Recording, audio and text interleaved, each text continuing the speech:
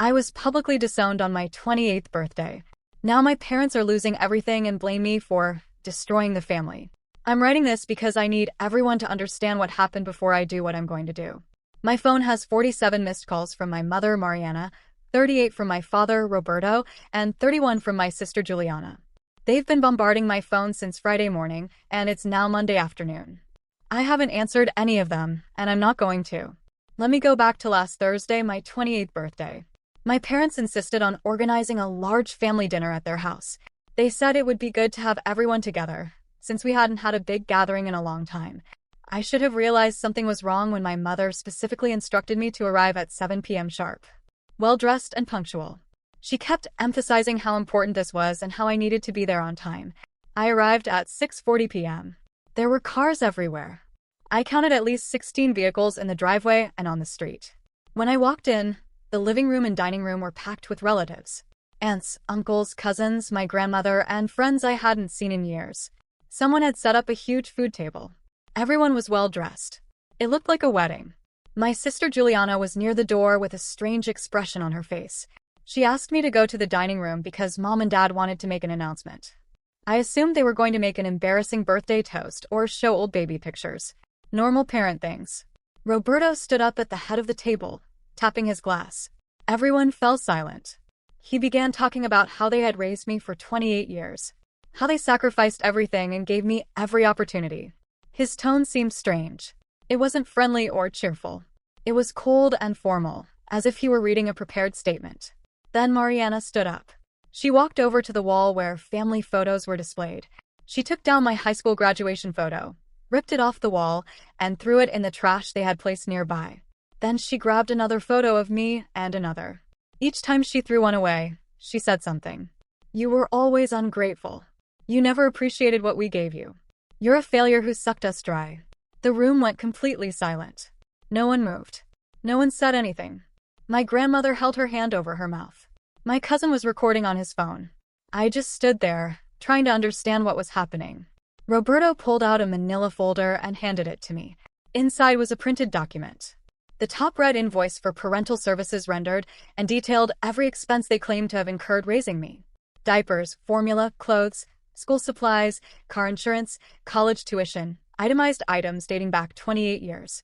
The sum at the end was 340,000 Brazilian reals. He informed me that they had wasted every penny raising an ungrateful daughter who never amounted to anything. He said I had two options, pay it all back or never contact them again. He stated that they were tired of being my parents. I was officially cut off from the family. Juliana stepped forward and extended her hand. She told me to give her the keys to my apartment. I was confused until Roberto explained that the apartment where I lived was still technically in his name. He had allowed me to use it, but was now transferring the lease to Juliana. She needed a better place to live. Juliana took the keys from my hand and put them in her purse. That's when I recognized Christina, my supervisor from work, sitting at the other end of the table. She was present at my parents' birthday dinner for me. Mariana gestured to her, saying they had invited her to hear the truth about who I really was. Christina approached and informed me that she had had a long conversation with my parents during the week. They expressed some concerns about my character and work ethic. She said that based on their feedback and her own observations, she was firing me effective immediately. I should clear out my desk Monday morning. I need you to understand one thing. I didn't cry. I didn't scream. I didn't ask why or beg them to reconsider.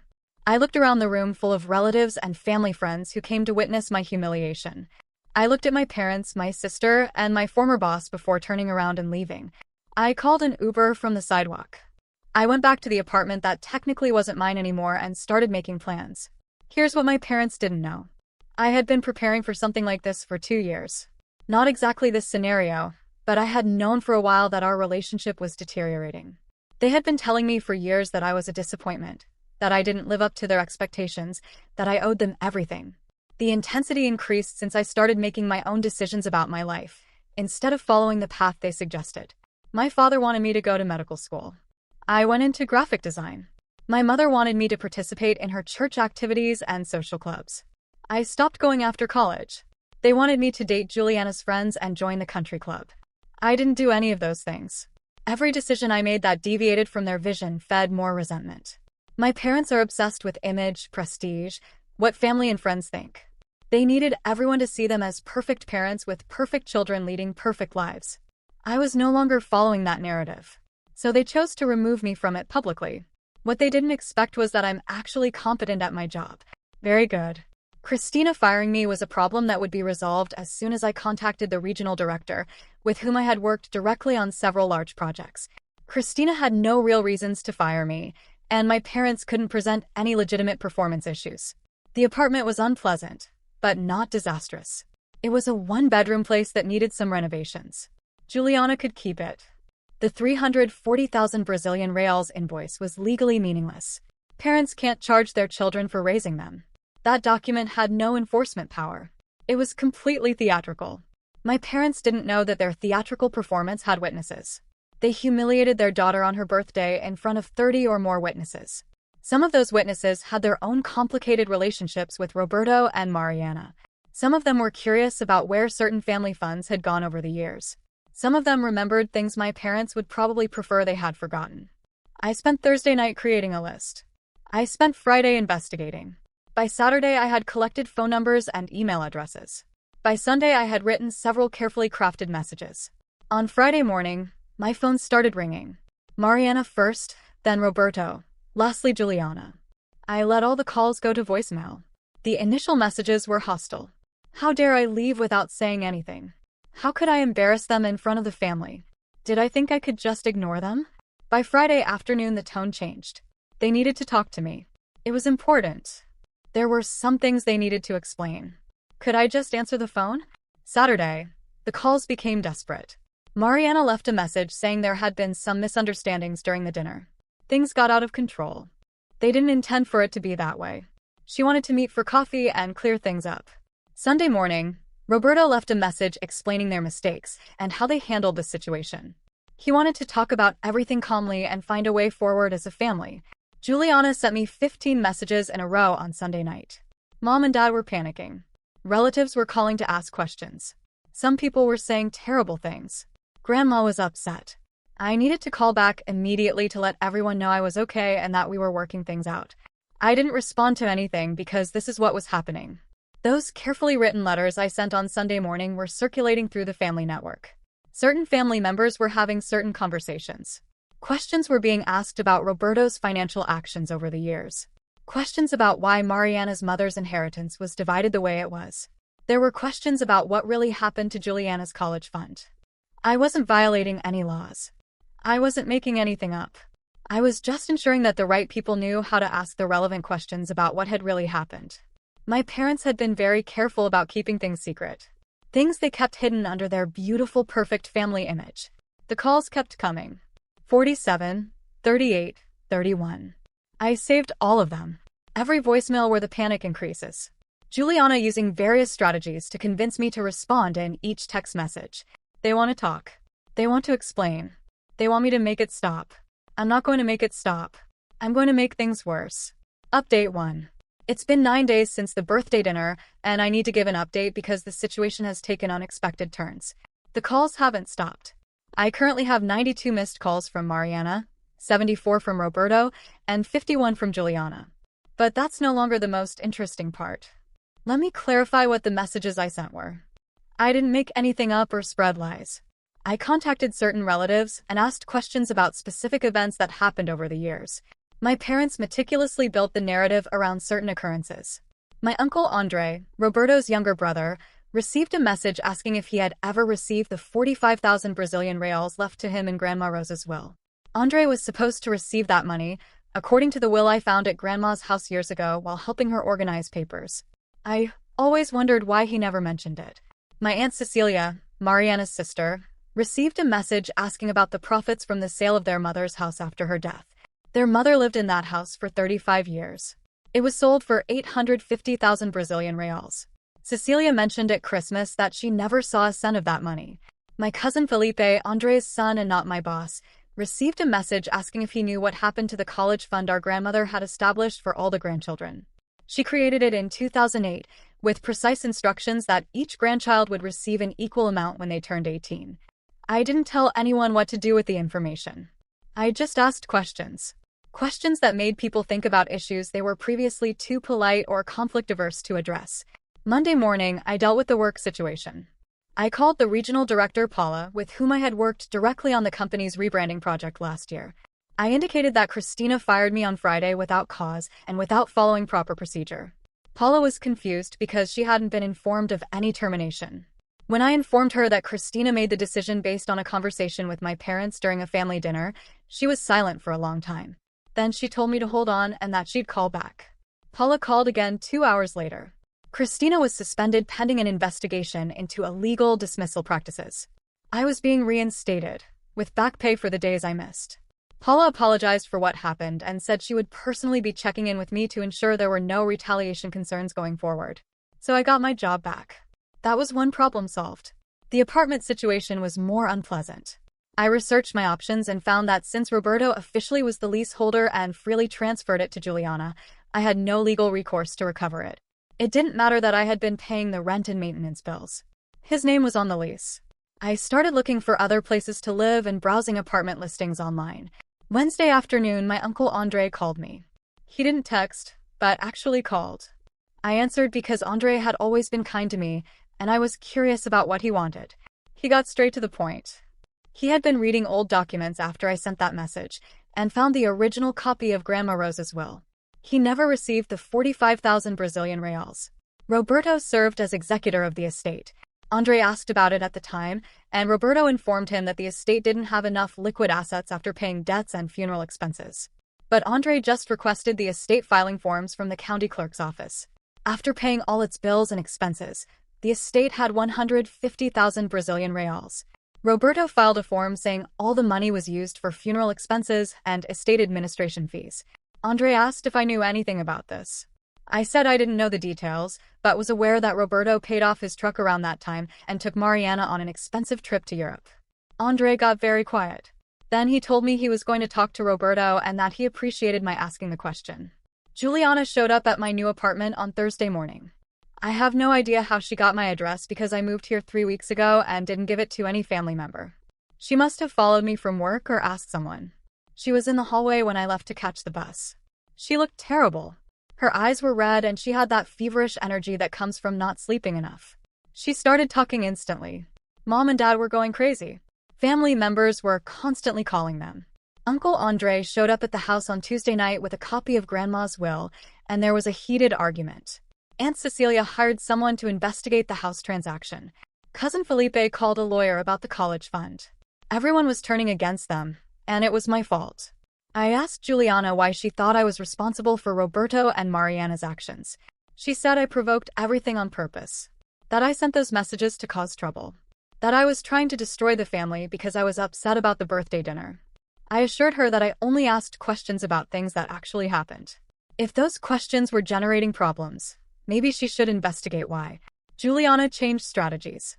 She said the birthday dinner was Dad's idea, not Mom's. She claimed Mom tried to dissuade him, but Dad was determined to teach me a lesson. She said they had both been drinking before the dinner started and things got out of control. She told me I needed to understand they were stressed and I hadn't made things easy for them. I asked how much stress I had caused her. She was vague. Just normal things. I had been distancing myself from the family. I stopped attending gatherings. The way I refused to date her friend Lucas, when they tried to set us up. I chose a common job instead of pursuing something more ambitious, as they wished. None of that explains the birthday dinner. None of that explains the public humiliation. None of that explains the attempt to make me lose my job. Juliana kept talking in circles, as if everyone had made mistakes and we should just move forward. I asked about the apartment keys. She looked uncomfortable. She said Dad informed her that I wasn't taking proper care of the place and that she needed an apartment for her new job. I asked about her new job. She had no answer for that. She had been working part-time at a clothing store for the past year. Nothing had changed. I asked if she knew about the dinner in advance and what they were planning. She took a long time before saying no. That hesitation revealed everything. She knew something was going to happen, even if she didn't know exactly what. Juliana tried again. She said I needed to call our parents.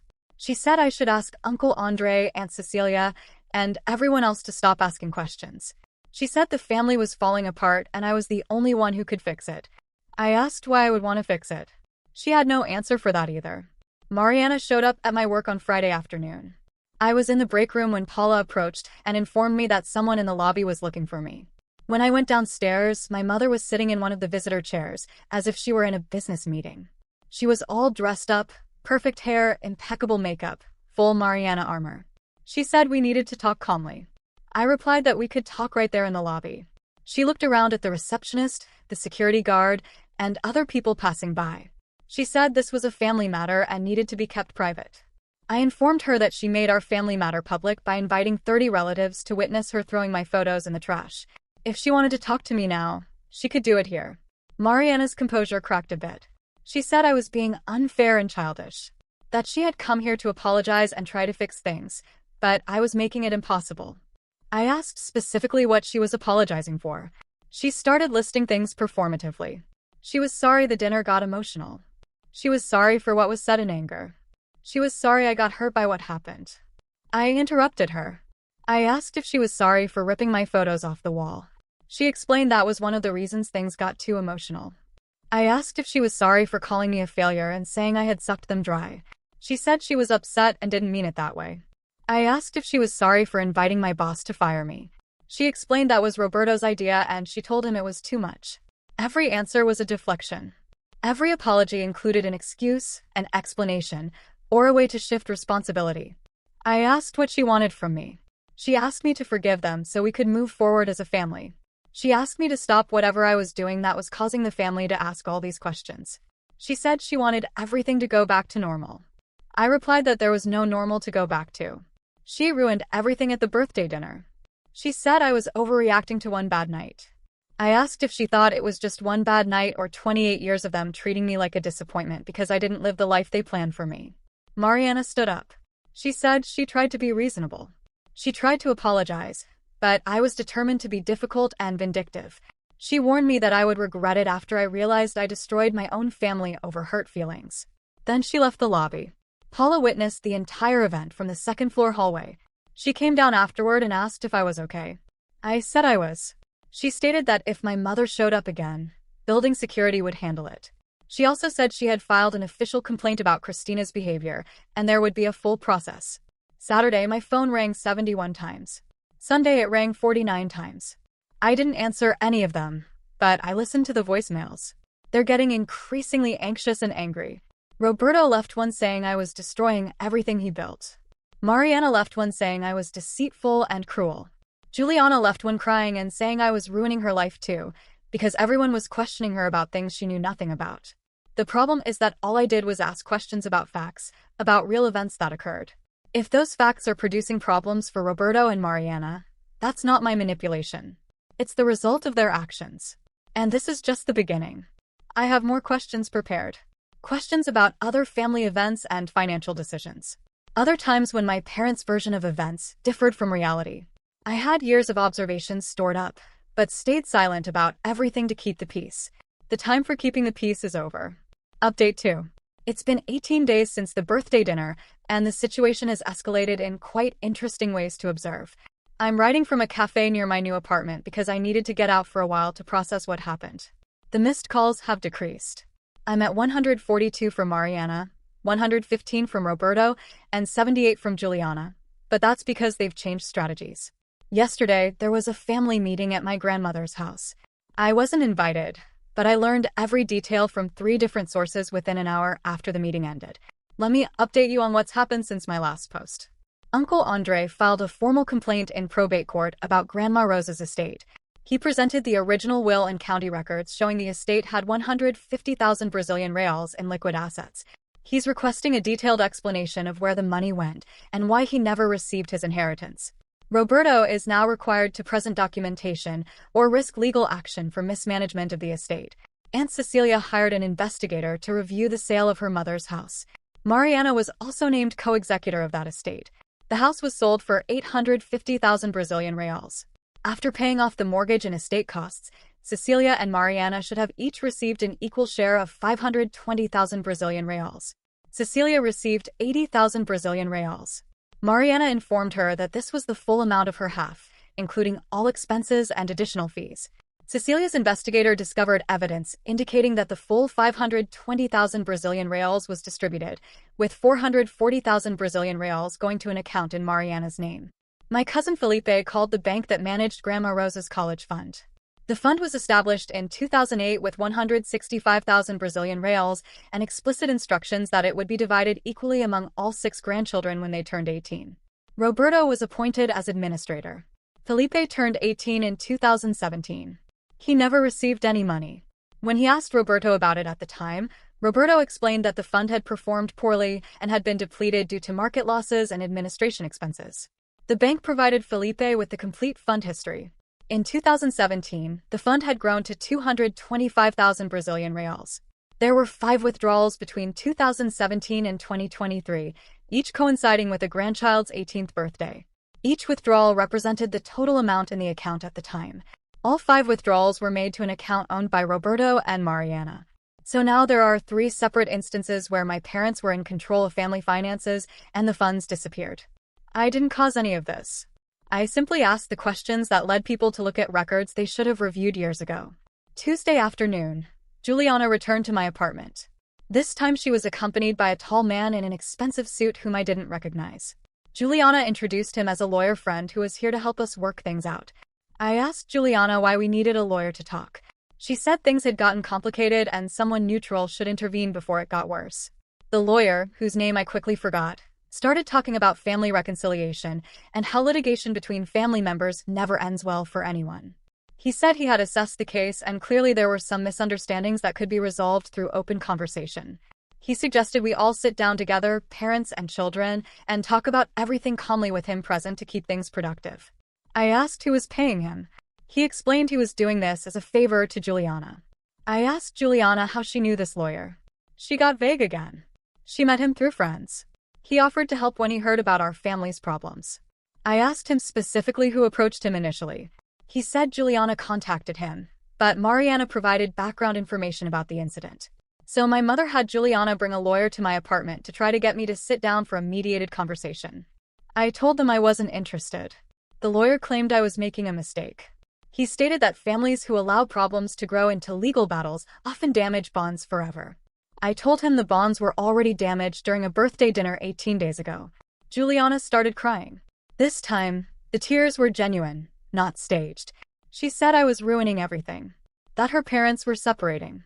She said Uncle Andre wasn't speaking to them, that Aunt Cecilia screamed at Mom on the phone for 20 minutes, that the whole family was choosing sides and she was stuck in the middle. She said I had to fix it because I started this.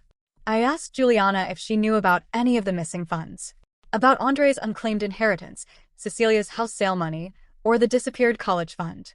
She said she didn't know about any of it. I asked if she thought Mom and Dad had reasonable explanations for where all the money went. She said there had to be explanations. She denied that her parents were thieves.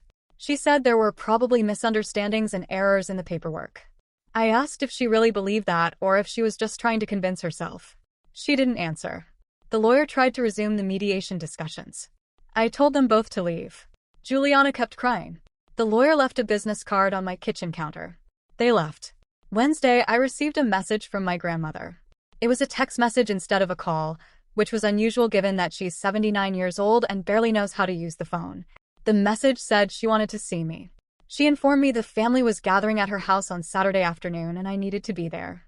She said it was vital, she wasn't asking. I replied asking if Roberto and Mariana would be there. She said everyone would be present.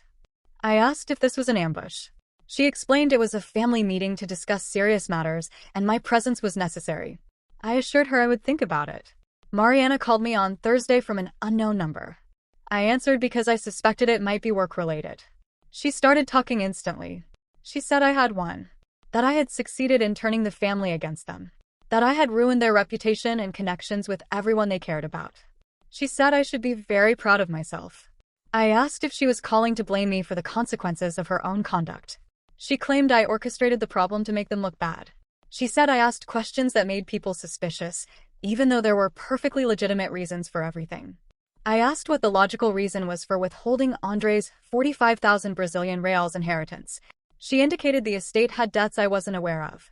I asked what the reasonable argument was for withholding 440,000 Brazilian reals from Cecilia's house sale proceeds. She stated there were additional estate fees Cecilia was unaware of. I asked why she didn't mention these expenses to Andre and Cecilia before, and why she let them assume they received their full inheritance. She said it was complicated and I wouldn't understand because I'd never administered a family estate.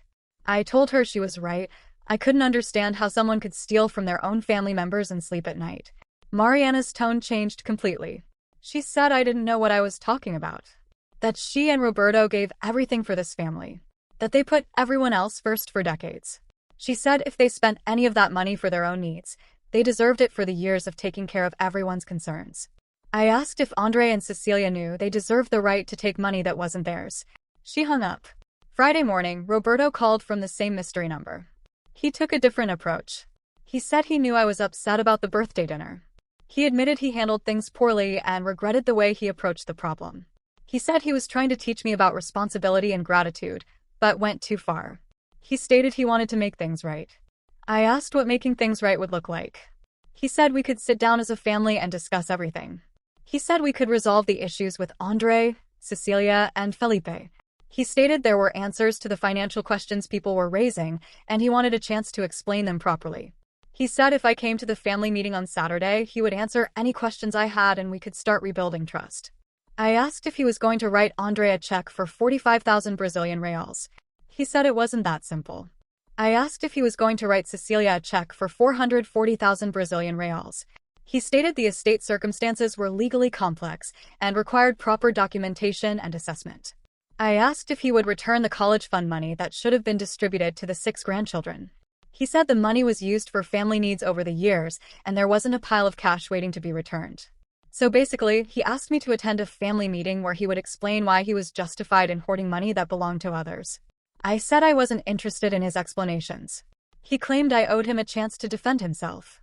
I said he'd had 18 days to defend himself, but spent it calling 115 times and sending Juliana with a lawyer to pressure me. He said I was being unfair and vindictive. I hung up. Saturday morning, I received 6 messages from Juliana. She begged me to go to Grandma's house. She said everyone would be there, and this was my chance to hear Mom and Dad's perspectives. She stated that if I didn't go, I'd be proving I didn't care about the truth and only wanted to cause problems. She said Grandma was furious because I refused to attend.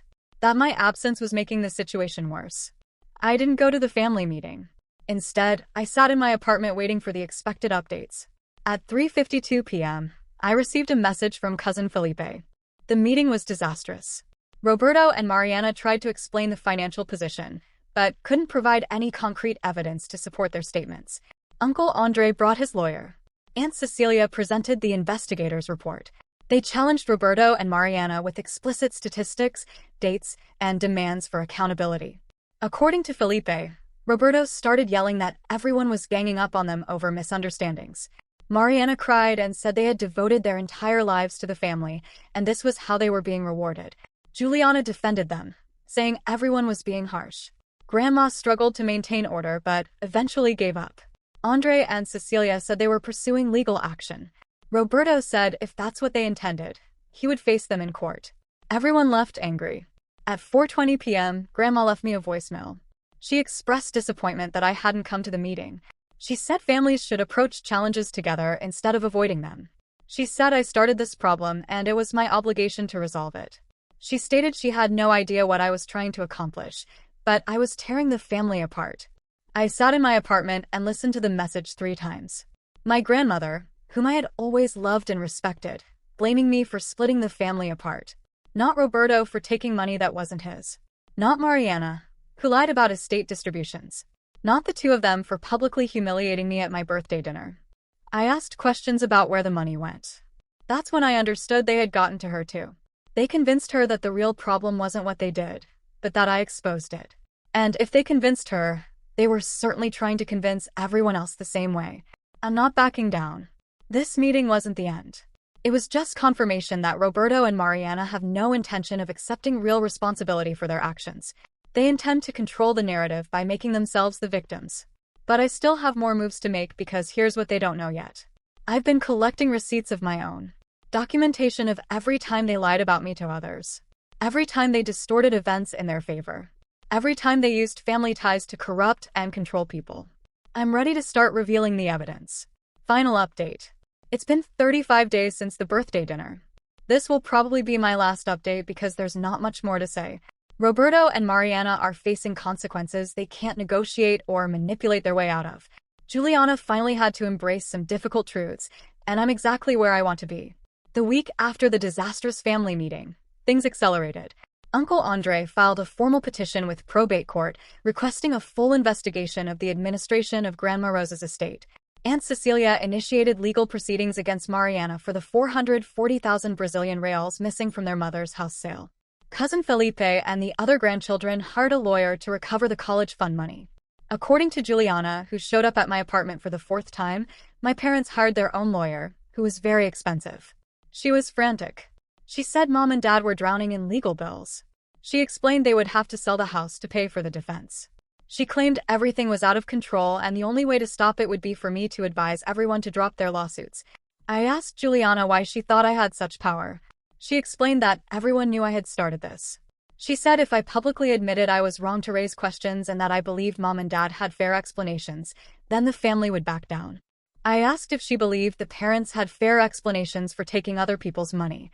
She said there could be explanations we didn't understand. I told Juliana I was tired of protecting her from reality.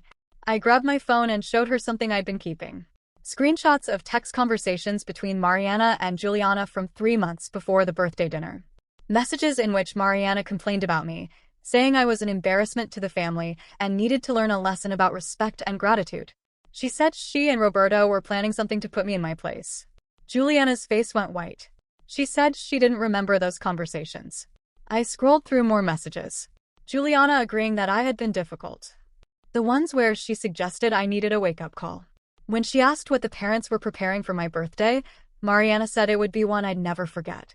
I asked Juliana if she still wanted to say she didn't know about the birthday dinner in advance. She started crying again. She said she didn't know the specific details. She explained she assumed they would just have a serious conversation with me in front of the family. She said she didn't know about the photos, the invoice, or my firing. She admitted that when it happened, she was shocked too. But she didn't know what to do. I asked why she took the apartment keys. She said Dad told her to. She said he stated the apartment was his property and I didn't deserve it anymore.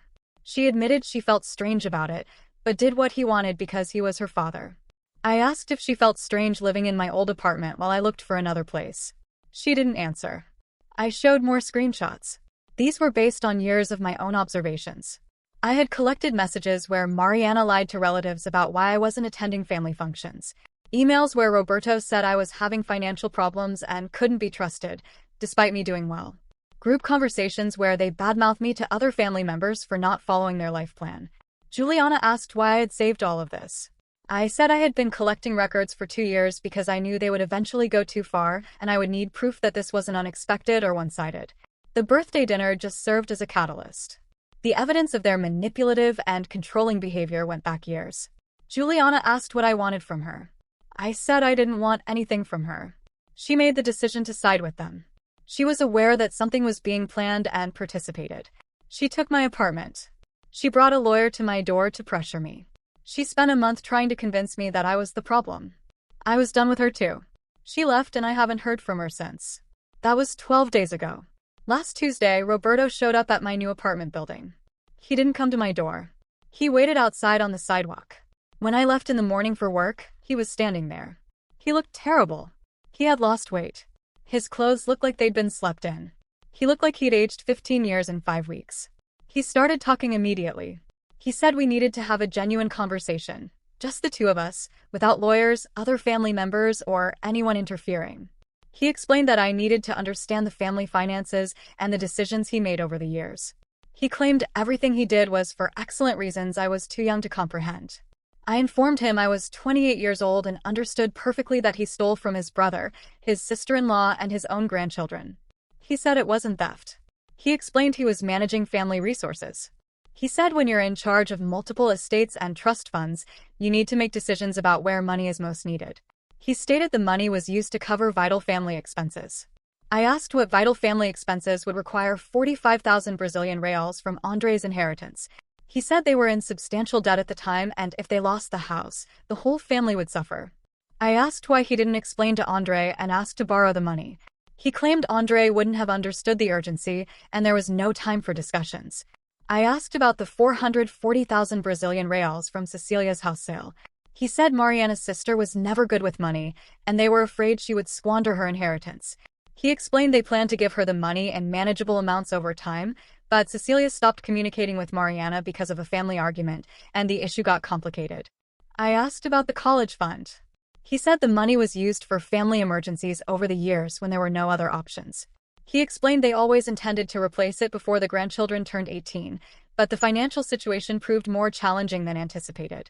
He said they were working on a plan to restore the fund before everything went wrong. Every answer was a justification. Every theft was reframed as smart financial management. Every lie was rationalized as saving someone from themselves or preventing a worse fate. I asked if he really believed what he was saying, or if he had told himself these stories so many times that he convinced himself they were true. Roberto got irritated. He commented that I had no idea what it was like to be responsible for a family.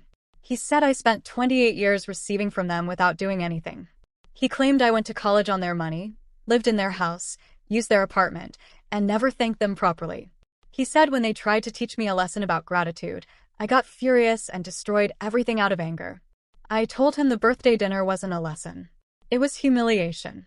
It was a public execution, intended to punish me for not being the daughter Dad wanted.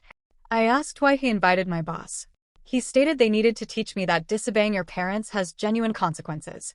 I asked why he handed me a fake invoice. He said he wanted me to know exactly how much I owed them. I asked if he recognized that everything happening now was a direct result of his actions. Lawsuits, legal bills, and destroyed family relationships. All of this resulted from his decision to steal money from family members and publicly humiliate his daughter when she failed to meet his expectations. Roberto said I could stop everything. He said if I talked to Andre and Cecilia and told them I misunderstood the financial situations, they would listen to me. He stated that if I admitted I was angry and vindictive and caused problems on purpose, the family would forgive everyone and move on. He said I had the power to fix this, but chose not to because I wanted to see them suffer. I assured him he was right. I did want to see them suffer. I spent years watching them manipulate and control others. Years observing them present this beautiful image of a perfect family while treating me like a failed investment. Years knowing they were lying about their financial situation, but not having enough proof to prove it. The birthday dinner was my breaking point. And yes, I purposely asked questions that would reveal what they had been hiding. Roberto accused me of being manipulative and vindictive, just like them. I assured him maybe I had learned from the best. He said this would ruin them. They would lose the house. They would lose their status within the family. They would lose everything they built. I reminded him they built everything on lies and stolen money, so maybe they deserved to lose it. He looked at me for a long time. Then he said I was dead to him. He said I had made my decision and now would have to live without family. He warned it would be too late when I was older and alone to realize what I had thrown away. I said I had already abandoned them at the birthday dinner when Mariana threw my photos away. This was just making it official. He left. That was 9 days ago. Mariana tried again yesterday. She called from another unknown number. When I answered, she didn't yell, cry, or blame. She just sounded exhausted. She mentioned they were putting the house up for sale. The legal bills were too expensive, so they had to settle with Andre and Cecilia instead of going to court. She said they would be moving to a modest apartment. She claimed Juliana was distressed because she grew up in that house. I asked Mariana why she was telling me this. She stated she wanted me to know what I had accomplished. She said I set out to destroy them and succeeded. She said I should feel proud. I asked if she had ever considered simply being honest with people. She described honesty as a luxury for those without real responsibilities. I asked if she regretted the birthday dinner. She expressed regret that I turned out to be the kind of person who would destroy her own family over hurt feelings. I asked if she regretted stealing from family members. She expressed regret for trusting financial information to family members who weren't sophisticated enough to understand. I asked if there was any scenario in which she and Roberto would accept they did something wrong. She claimed they made difficult decisions that people with limited perspectives couldn't understand. I said that was my answer, so we were done. She stated we were done the night I walked out of the birthday dinner without trying to understand their point of view. I hung up. That was yesterday morning.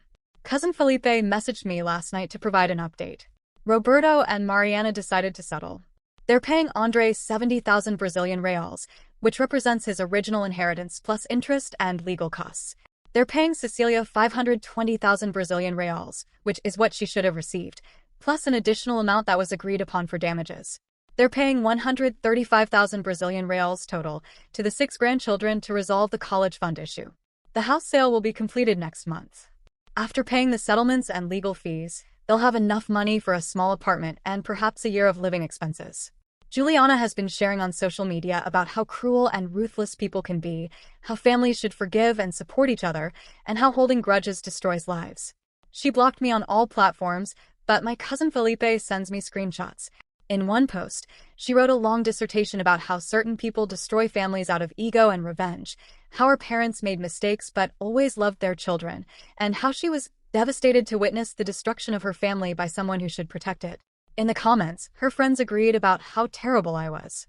Some distant relatives also commented with support for her. I didn't respond. I don't need to. The truth doesn't need my defense. 3 days ago, I received an unexpected email. It was from Aunt Cecilia. She wrote that she wanted to thank me personally for asking the questions she should have asked years ago. She said she spent decades believing her sister was honest and trustworthy and was devastated to discover the truth. But she also said she finally felt free. Free from the guilt she carried for not being good enough with money in Mariana's eyes. Free from the lies and manipulations. She said the settlement money would help her retire comfortably, something she never thought possible. And more importantly, she said her children now understood why she always seemed tense around Mariana's side of the family. They understood she wasn't crazy or paranoid. Her instinct was correct all along. At the end of the email, she wrote, "You paid a high price for telling the truth, dear.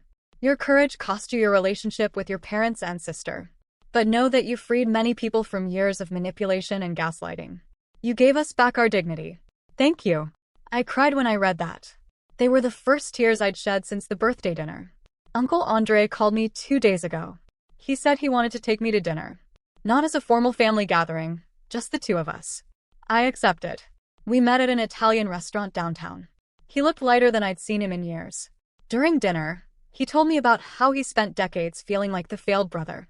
Roberto always had the big house, the expensive car, the seemingly perfect life. Andre worked as a teacher and lived modestly.